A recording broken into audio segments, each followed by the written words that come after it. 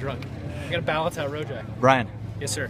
What did you think about today's scrimmage, man? I thought the defense was much better than the offense. I thought the offense struggled at times, especially in red zone situations, which Whit talked about as well.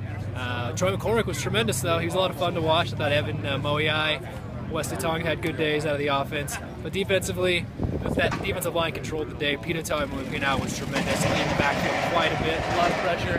That wasn't loud at all. Buzzing us.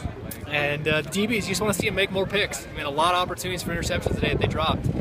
Charles Henderson, Eric Rowe had interception opportunities they didn't make, and they've got to make those when they get into game situations. Brian, you bring up Peter T. This guy's quietly had a decent spring. Yeah, he really has. For a young guy who's still new to the game, he's the kind of guy who eventually could be a 12, 13, 14 sack kind of guy. That's the kind of guy who pushes for All-American offers. Utah's got a couple different ways they can use him. Maybe he turns into a Trevor Riley type eventually. Right now they're using him just to rush off the edge, but maybe they develop him into one of those linebacker types that can drop into coverage. I think he has the athleticism to do it. So he'll be an interesting guy to watch over the next year or two. I can't see him making a big impact in 2014, maybe 4 or 5 sacks, which will help.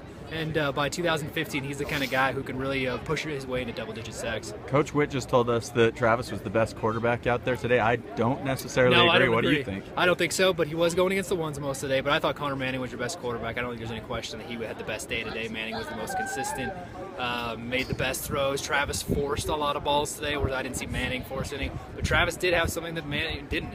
That he had a couple scrambles, and I didn't see Connor take off at all running. Doesn't have that in him to run. And Travis was able to make a few plays with his feet that Connor couldn't. So maybe that's where the balance is with Whit. But in terms of throwing the ball, I don't think there's any question that Connor Manning was the best quarterback. Travis has always had those feet, but they seem to be better this spring, huh? 15 pounds down or so. He looks a little trimmer. Looks like he's able to turn that corner a little faster.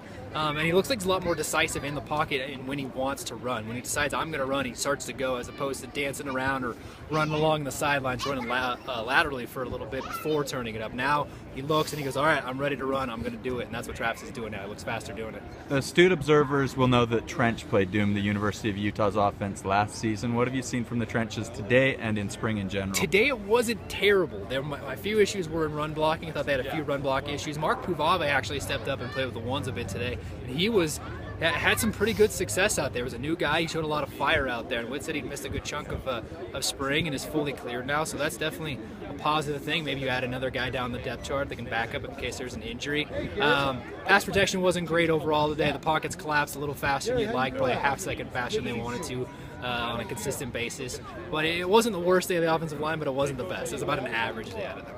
Thanks, Brian. Yes, sir.